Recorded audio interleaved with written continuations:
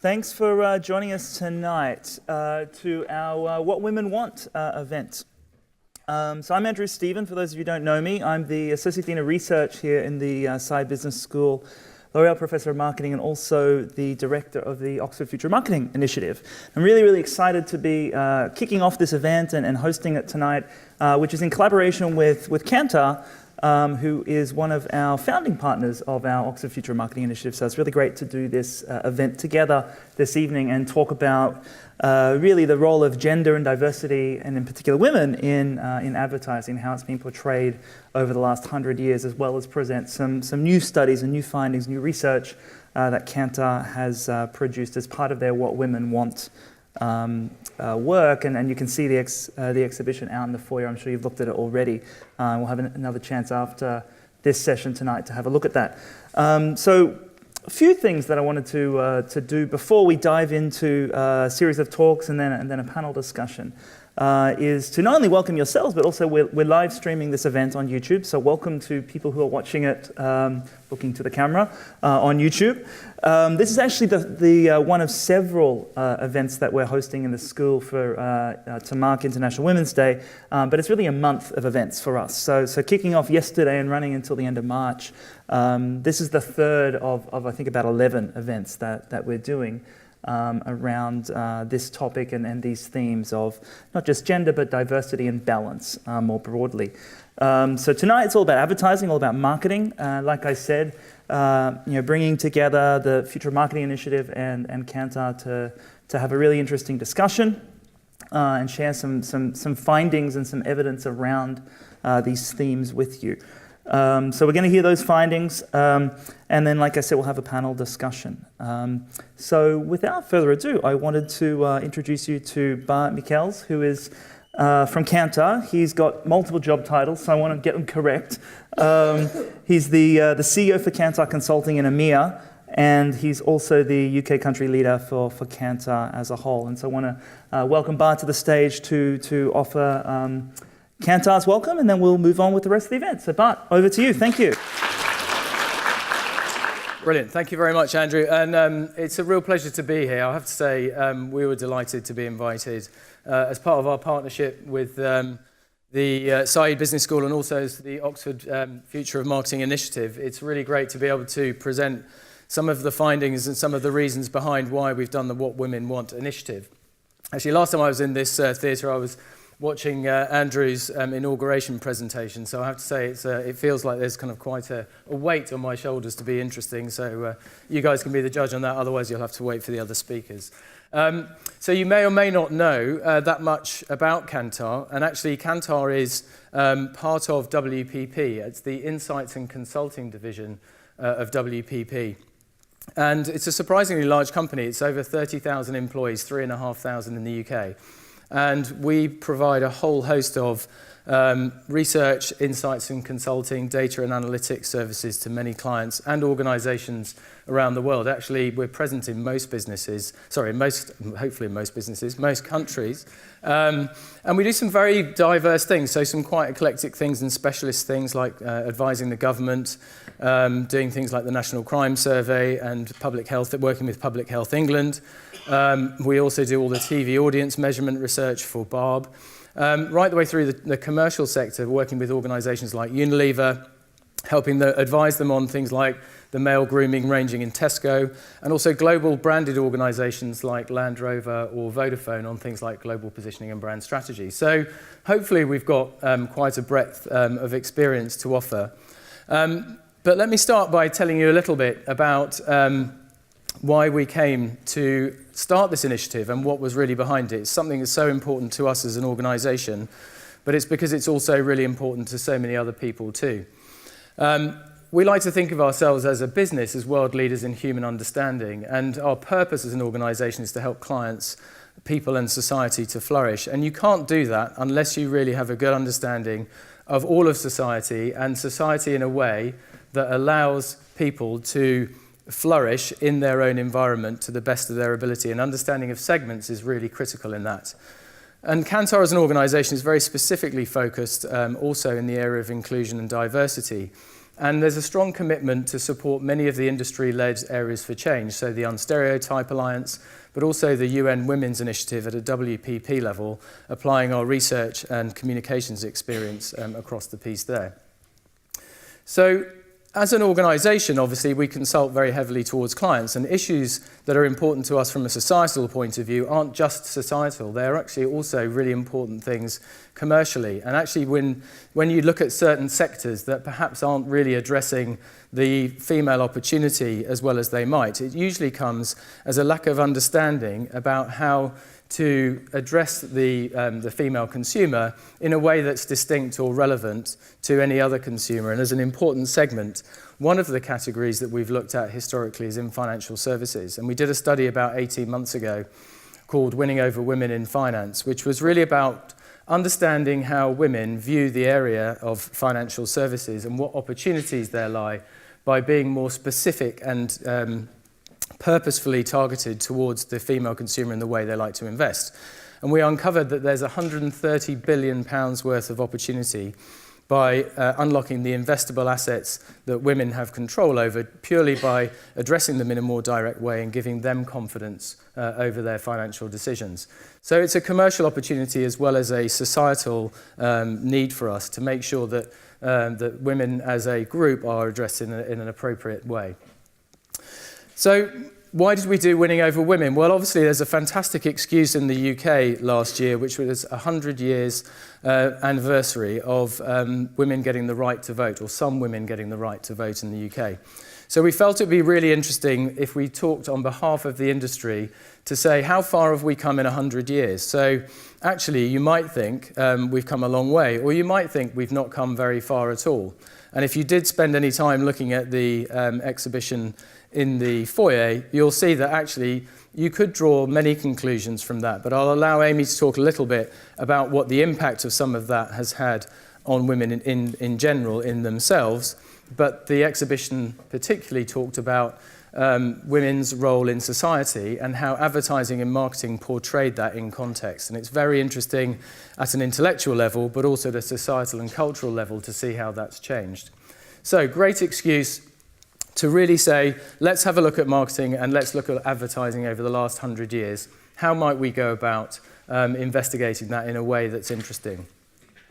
So we put together a steering committee of, I would call them luminaries in the industry, people who in marketing and advertising are fully tapped into what is going on in society today and connecting with consumers, and particularly women, but more broadly consumers overall, and people who have a real influence in how the industry goes to market and changes the way it addresses all sorts of segments, but women in particular. And this steering committee, an inspiring group of people, was put together in service of trying to make sure that the initiative we did here was both informed, interesting and dynamic in how it addressed this issue overall. We've got two fantastic SteerCo members here today, Justine Roberts, who's CEO of Mumsnet, and Philippa Snare, who's from Facebook. But we also had Dame Carolyn McCall, who's CEO of ITV, Sil Salah, who's the Chief Marketing Officer of Diageo, and several of the industry bodies such as the Advertising Association represented. And as a committee, what we decided was that our vision was to make a positive impact by doing three things. One was to inspire the industry to look to create more best-in-class examples of how marketing and advertising has empowered women over the last 100 years. And to lead the conversation by showing what that looks like. And actually the best manifestation of that was an exhibition that we ran in NoHo in Mayfair. We actually took a gallery over and we ran an exhibition that was open to the general public for 10 days and clients, and some of which you'll see outside, really to bring to life, and you'll see some of the amazing journey that's happened over that time.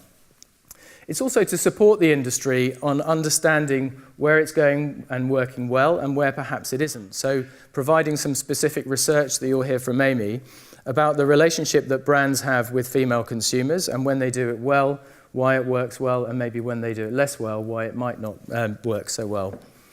And then the last point was to talk about campaigning for change. And this is what turned it from essentially an exhibition into, we hope, a movement for positive change. And that's where the steering committee has talked about taking what we started and turning it into something, hopefully with extreme longevity.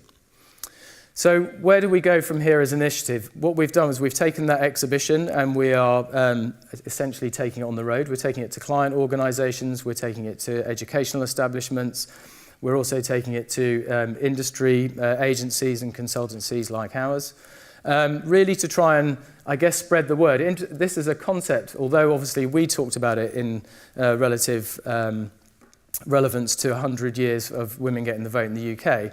The Netherlands and France already picked it up. We've also had inquiries about doing it in Australia, so it's going to go global. They're looking at it in the States too. It's a very, very important thing and hopefully quite inspiring. From a support point of view, we've actually been working a lot with client organisations to create case studies of organisations that are either doing it very well as best-in-class examples. So we've worked with some brilliant brands like Mattel. We've worked with Diageo on a lot of their spirits brands. We've also worked with P&G, Sport England. But really to say, if they've got it right, why have they got it right? And I know that Andrew, we will talk later about organisations that do get it right. What are the conditions for success? And hopefully we can provide a framework that's replicable for other businesses to be able to do the same. And then lastly, from the best practice case study point of view, we took about 750 senior marketing clients through a workshop of case studies. And some of them were really quite transformational in how they allowed people to understand what perhaps they were doing well or not doing so well. And one that sticks in my mind was Diageo, who had a really simple marketing evaluation framework that they used internally for how they briefed their advertising and evaluated their advertising for inclusivity, in particular for gender neutrality. And a lot of this stuff, which is now open to everybody, is IP that clients like Diageo own that they're willing to share with everybody else, which is an incredibly positive part of campaigning on behalf of the industry. So we're hugely excited by this, and we're also really delighted to be able to share some of the research. There's obviously huge amounts behind all of this if you'd like to explore more. But without further ado, I'd like to hand you over to Amy Cashman, who's co-CEO of Kantar Insights and the primary author of the research. Over to you, Amy.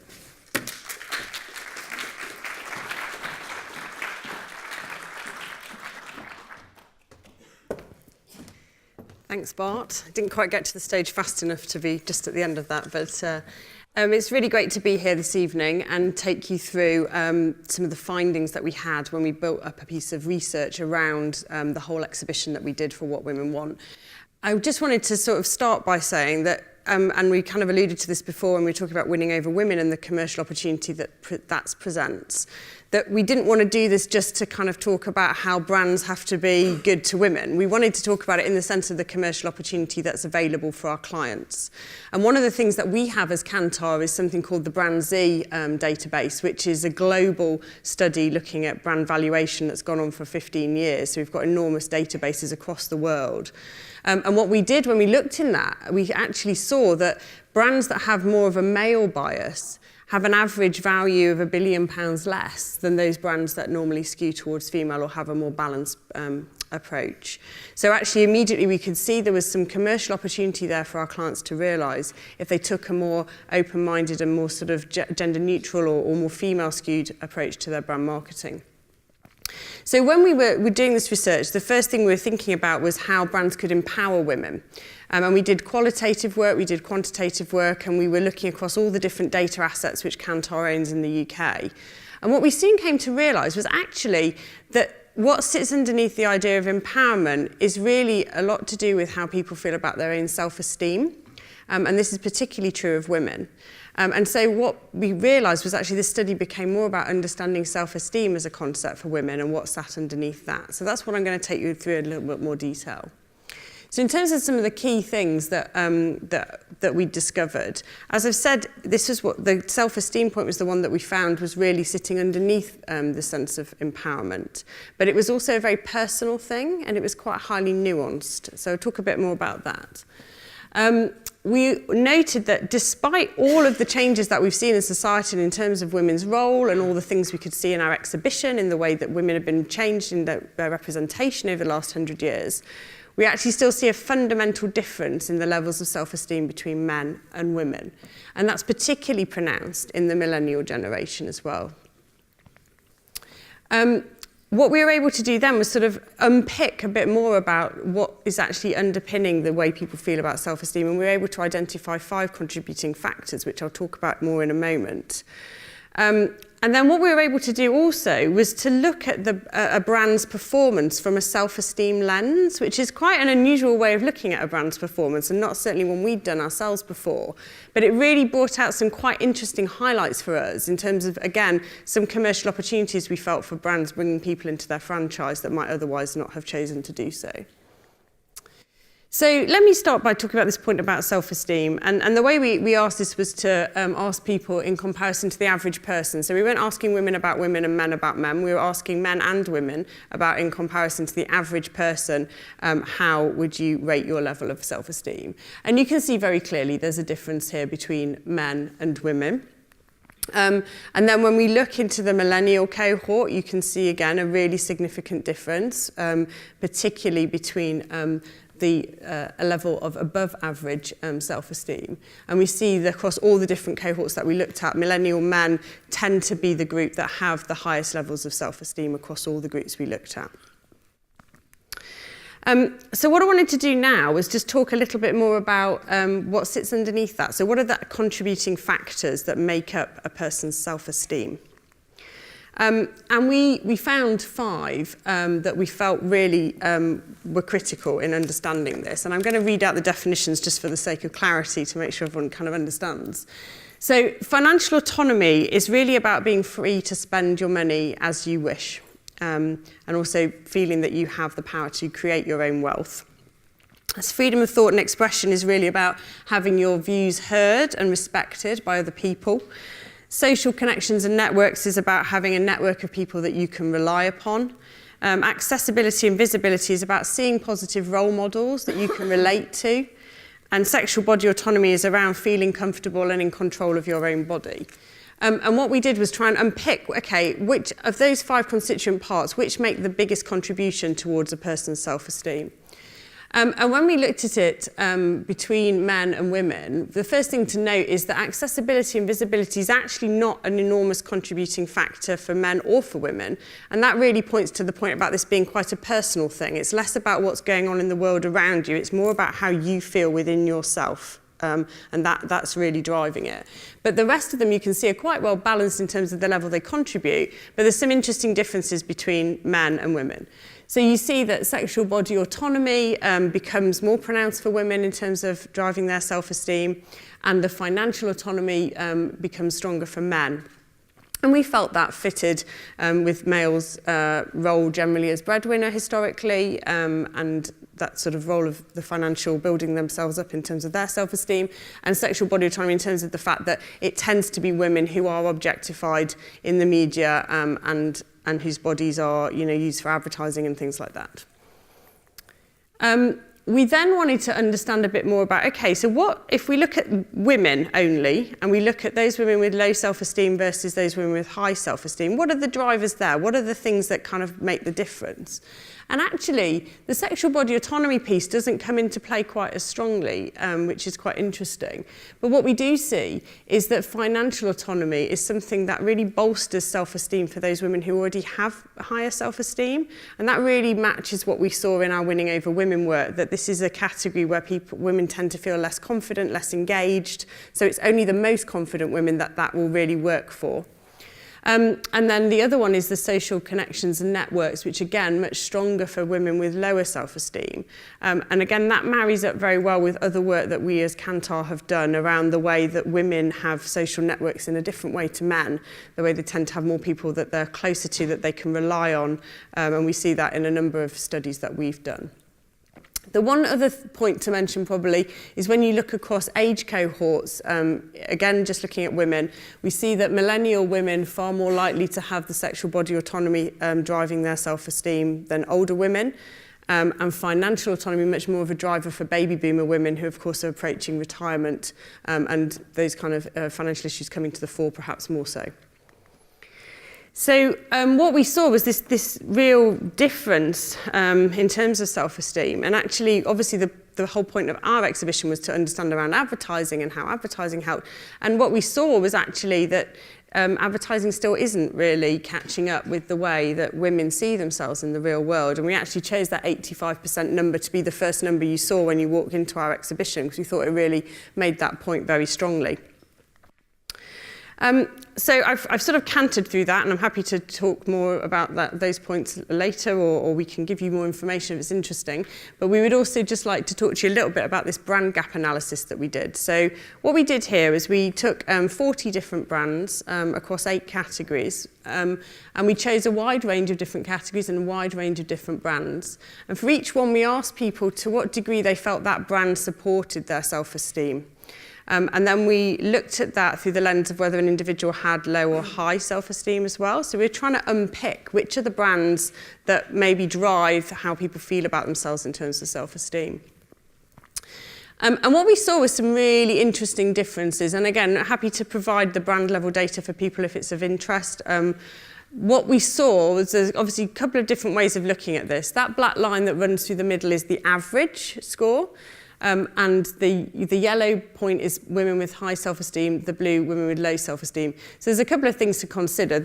Obviously, the bigger the gap, the more it suggests that the brand is polarising people who have low or high self-esteem and is perhaps not including women with lower self-esteem.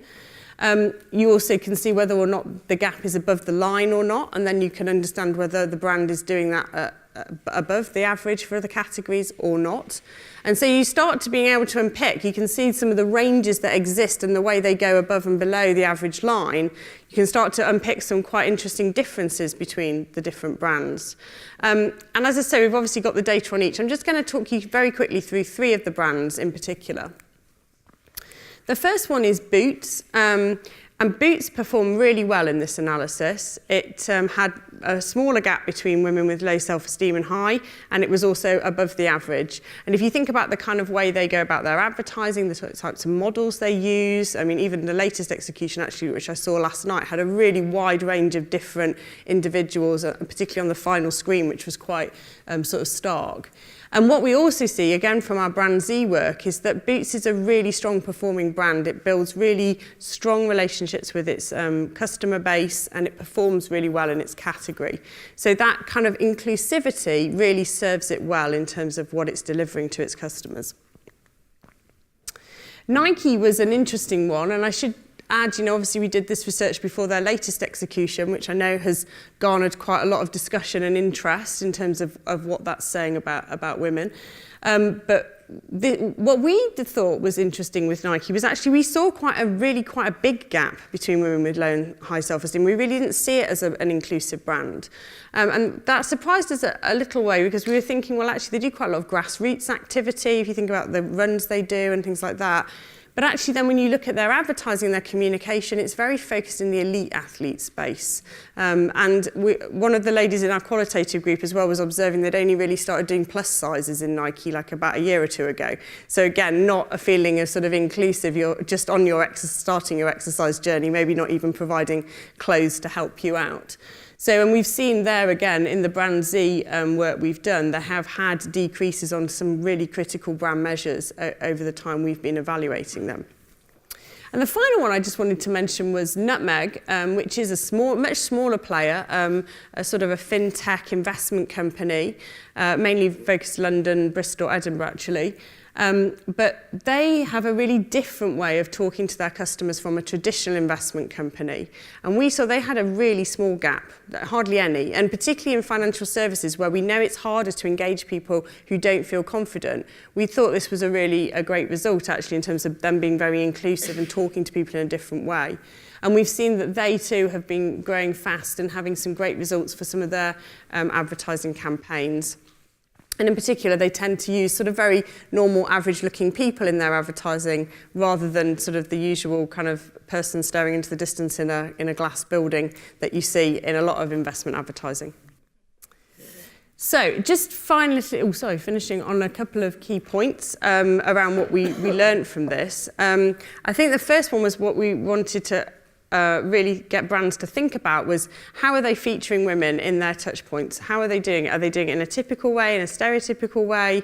Are they representing the different ways that you can present femininity, female roles in society? And also as well, to what degree does the brand help build self-esteem? Because we actually feel there is a commercial opportunity for some brands where if they made themselves a little bit more inclusive, there are people they could bring into their franchise who currently find it a little bit off-putting. And so the kind of things that brands can do very specifically, obviously looking at the brand narrative and understanding if it represents those different dimensions, thinking about why brands exclude. Obviously, some brands purposely do not want to include some people in their franchise. We completely get that. But thinking about that in a very conscious way and really challenging ourselves around whether there are still groups that you would actually want to have as part of your customer base. The third thing is around looking at the communications, whether it's alienating people and making them feel like they're not part of the sort of discussion and the conversation.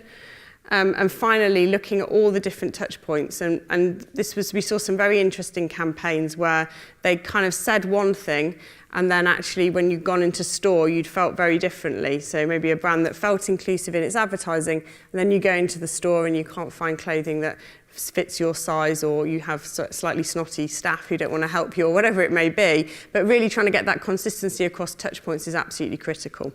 That's it. Thank you. Thank you, Amy. We got a few minutes for a couple of questions. So there's a lot to unpack there. Lots of really, really interesting research. Is the report available online? Yeah, it is, absolutely. We'll make sure we share that with everyone who signed up. Because I think it's, there's a lot, having read the report, there's a lot there. And this is really just the high-level overview. But having said that, are there any questions that anyone would like to pose to Amy? Please. I was just wondering, why is the self-esteem gap between men and women more pronounced among millennials? Well, we had a few different hypotheses around that, actually. One was that we saw this difference in terms of the sexual body autonomy piece playing out between younger women and older women. And when we thought about it, obviously, it tends to be younger women who are represented and objectified in culture, in media, in advertising and things like that. So we felt that was something that was potentially reinforcing that. We have also seen in other studies that younger women tend to be more susceptible to anxiety and stress than older women. And so there were some different dimensions like that we felt were playing into what was happening in that. But it was hard not to get into sort of generalizations as well about that very specific difference. But those were the kind of the key elements we felt were relevant. Any more questions? I'm wondering whether you can tell us about companies that would basically target female self-esteem and use it as a marketing strategy. So a lot of beauty companies would basically tell you how much makeup you need to look good. So that is actually a generator for a lot of income for them, and that's their sales point, where they're putting down women in order to make profit. Can you tell us a little bit about that and whether you've investigated such companies in your research? Yeah, so interestingly, we didn't have any particular brands that stood out as being particularly bad on these dimensions in terms of, to the kind of extreme you're describing there. One case study we did have as part of the exhibition was from ASOS, actually, and they came and talked to us about the beauty range that they had launched. And they talked a lot about the way they'd gone about that to be inclusive, so they'd purposely done that. And that was very interesting, the way that they had looked at, so including men and women in the sort of imagery of the beauty products being used. They used different types of words than traditional beauty companies would use to describe their products, different colour palettes and things like that. So I think whilst there are brands that are doing that, we would say commercially in the longer term, there are people they're going to be leaving out by doing that. Taking a more inclusive approach, we think, is probably more commercially successful in the longer term. We'll do one more question and then we'll move on. But I'm sure we'll come back to a lot of this with the panel discussion a little bit later. please. I think that's really interesting what you said about, being more inclusive and there's a commercial opportunity there. But do you have any thoughts on how you can do that, but also, keep on brand? If you try to be everything to everybody, that doesn't usually pan out so well. Yeah, I mean, I think you have to do it authentically. It can't like jar with your brand. I mean, you think of sort of a Kendall Jenner and a Pepsi advert type scenario. It's got to feel like it works. And that was what struck me about the ASOS case study, actually, because it really seemed to fit with the wider positioning they had as a fashion retailer as well, and the other things they've been doing. There's a great company we came across as well called Pinup Girl, who were based in the US originally, but I believe are now global. And they only use their customers as models for their clothing. And so you've got an absolutely enormous range of different size ladies, from very, very petite to really quite large. And they also as well have a Facebook group that supports their brand, where people can go and they can talk about how they adapt outfits to look great for their shape. So there's a lot of discussion on there about, I've got this dress and I saw this person wearing it. How would you wear it if you were my size? And I think that feels really authentic and it feels really genuine. And they have been really successful as well. So I think it's really thinking about what your brand stands for and then trying to authentically communicate that. Okay, Amy, thank you so much. Oh, you're welcome. All right. Okay, so next, continuing on the theme of sharing some of the research that Kantar has done around the What Women Want initiative, I'd like to welcome up to the stage Blanche Bennett, who is a consultant focusing on human and cultural insights at Kantar Consulting, to talk about the Hold Her Gaze research that they have done. So over to you. And there's the Thanks, clicker. Andrew. Thank you. Hold Her Gaze is a collection of artworks and installations that bring to life the cultural conversations that matter to women today in order to inspire the landscape of marketing to women tomorrow. As Bart mentioned, 2018 marked a centenary of women's suffrage in the UK, a time when brands started to see women as consumers in their own right. Confucius said, "Look to the past if you would divine the future," and that's what we did. Kantar held the What Women Want exhibition to explore the past 100 years of marketing to women, to celebrate the ongoing journey from emancipation to empowerment and engagement. However, what we found when we studied the landscape of marketing through the decades was a dearth of truly empowering content. Often women weren't visible, or they were front and center of a campaign but viewed through the male gaze and seen as an object. Of course, times have changed and women's role in society too. In 1947, Lloyds Bank was proud to promote the fact that it would give female customers equal service to men. And in 1999, this iconic Wonder Bra advert was seen as giving a boldly empowering and feminist statement. When we invited visitors to the What Women Want exhibition to vote on whether they found this ad empowering or objectifying, the result was overwhelmingly the latter. We can't obviously judge history by today's standards, but it is striking that attitudes have shifted so much in 2 decades in how women are portrayed and in how women's bodies are depicted. This recent advert from American razor brand Billie broke new ground actually in showing women with body hair. Until then, razor companies had only ever shown perfectly hair-free women shaving their already perfectly hair-free legs. A waste of time, if you ask me. So the conversation of what it means to be a woman is moving at pace and continues to do so.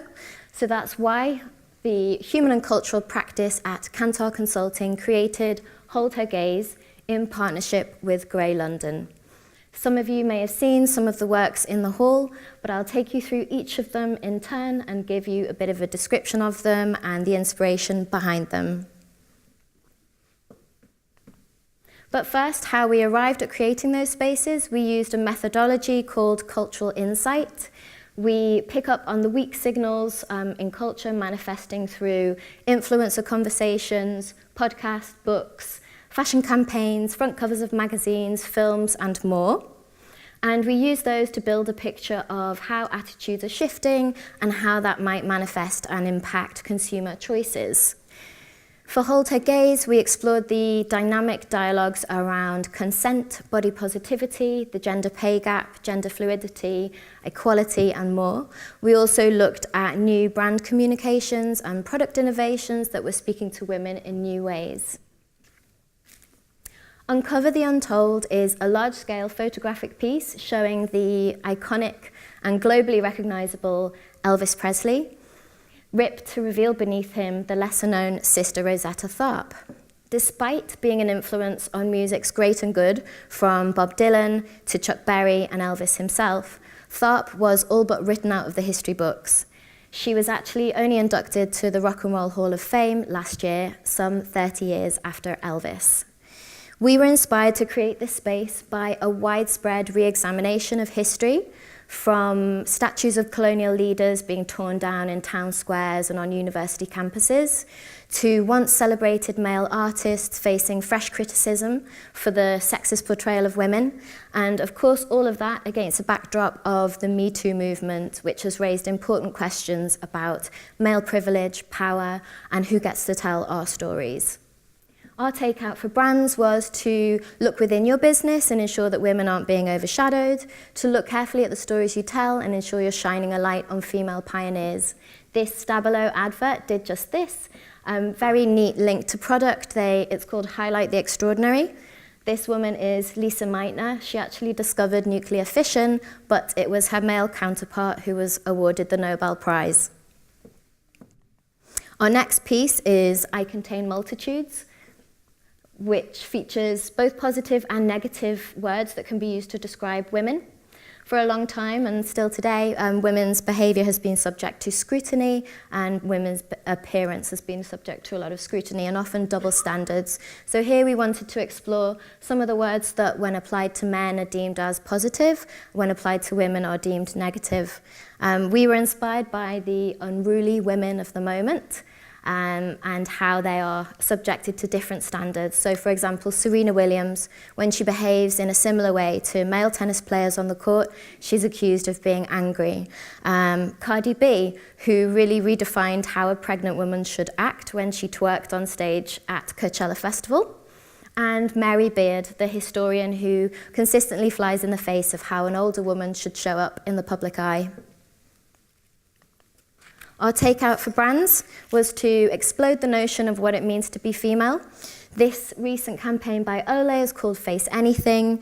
They literally cross out the two, and they're not too emotional. They won't apologize for having feelings. So taking ownership of some often criticized personality traits that are linked to being female and really owning them. So celebrating the women who live authentically. The next space is Beyond Diversity, a very detailed pen and ink portrait of SJ, who's a creative director at Grey. The piece brings to life parts of her autobiography, so her adoptive parents, the netball team she played on, the seaside town where she grew up, and the Cannes Lion that she's won for her creative work. Diversity has become a table stake for a lot of brands, but so often it only comes into play in comms, as Amy touched on before. But diversity really goes deeper than that. And our takeout for brands was not to take a tokenistic approach when it comes to diversity, to think about it earlier in the process, from innovation all the way through to communication. One brand that's done this and really centered women of color from the beginning of their brand building process and from innovation is Rihanna's beauty brand Fenty. It was so commercially and culturally successful that it's created what's known as the Fenty effect, which has seen lots of other beauty companies follow suit and expand their foundation range up to 40 shades to cater to a more diverse set of women. We were inspired to create the space by books like Why I'm No Longer Talking to White People About Race and Slay in Your Lane, which really give a much more multifaceted and complex nuance to discussions about race today.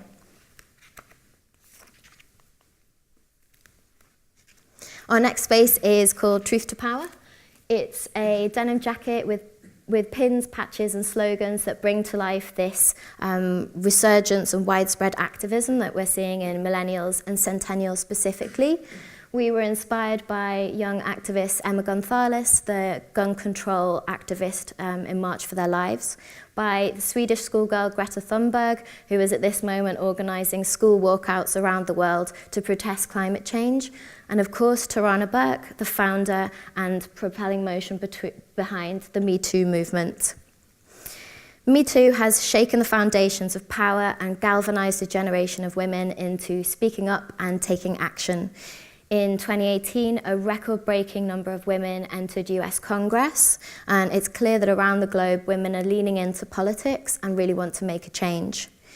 Therefore, that raises the game in how brands can play. Many brands have purpose, but in this space, words aren't enough. Amy also touched on the Pepsi campaign, which was a recent example of brands co-opting the signs and symbols of protest, but without having really any right to play there. So our caveat for brands here is if you talk the talk, you have to walk the walk, or you'll get called out. No Man's Land is a poster for an Imagine Girls-Only skate festival. We were inspired by the blossoming of female-only spaces and events around the globe. New networking and members clubs, the Wing and the Albright, create spaces for women only to progress and develop professionally and personally. And club nights and festivals like Sweden Statement Festival are for women and non-binary folk only. They have clear consent policies in their spaces where women can really connect, let loose, and feel like they're in a safe space. This seems to be white space at the moment for brands, for perhaps brave brands to play here. It's one of the more controversial spaces, but one that really is manifesting in culture and is quite exciting. InSync is inspired by the innovations that are empowering women to take more control over their biological destinies by enabling them to make informed choices about their fertility. So our inspiration for this space was, amongst other things, menstrual tracking app Clue, which uses big data in order to progress medical research into little understood female issues like endometriosis. So here, the use of symbols that represent female reproductive organs speak to a taboo-busting energy that's going on in culture today around women's bodies. For a long time, women's bodies have been under a lot of scrutiny, but haven't been perhaps understood. They're seen as mystical things that people don't understand, but big data and femtech are really changing that and empowering women. This recent advert from Holland & Barrett is in that taboo-busting vein. It speaks to menopausal women. It uses some clever wordplay to perhaps bust and explode ideas of what a menopausal woman looks like, what she's capable of, by showing women that are active, vibrant, and shows also true diversity. So when brands engage with women meaningfully, they can not only boost their commercial success, but can actually help progress society on the whole. As we started with a quote by a man, I'd like to end on one by a woman. The silver screen actress Mary Pickford started out her career as a child actress in silent movies, but she actually progressed to be a studio boss, a producer, and the most powerful woman in Hollywood. She said, "The past cannot be changed, but the future is yet in your power." Thank you.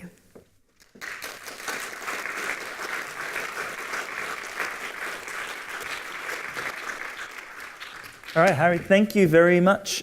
We've got some time for questions. So who would like to ask a question of that really fascinating sort of cultural research? Thank you for the fascinating talk.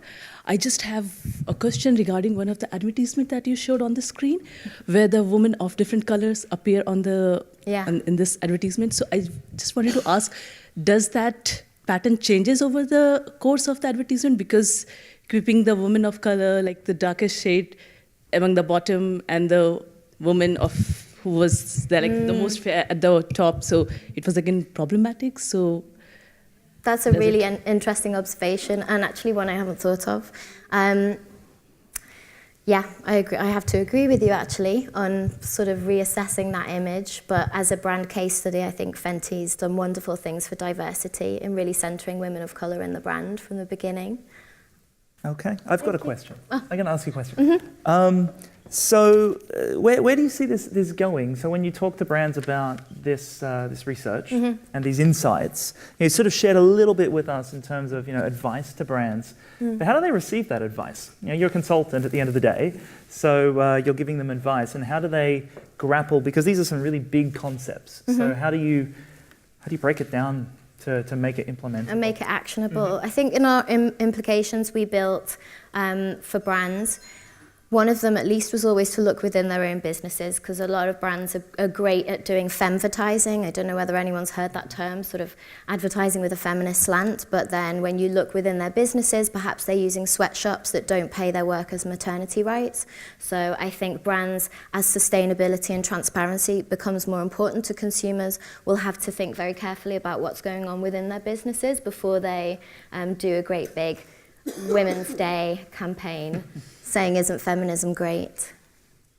All right. Some of those were really fascinating, but I would call them at most medium controversy level. How would you advise brand clients on the very fine balance between moving towards more controversy, which could either be very successful or it could be a massive failure? And how do you walk that line by keeping conversation around controversy without kind of over or underdoing it? I think, of course, always the brand has to take the decision of how brave they're willing to be and what they're willing to put a stake in the ground about. It has to feel authentic to the brand, to Amy's point. But I think brands should take risks, especially if they are speaking to women. If it's a feminine care product, or if it's a beauty brand, as to your point earlier, you have to take risks in order to change the conversation and be culturally relevant, perhaps. But yeah, gender seems to be quite a flammable topic, as we've seen with the recent Gillette advert talking about masculinity. It really is a topic that gets people quite fired up. And even when you make what you think is a brilliant advert with a brilliant insight behind it, you may not please everyone, but that's perhaps a good thing. All right. Harry, thank you very much. Thanks, Andrew. Thank you.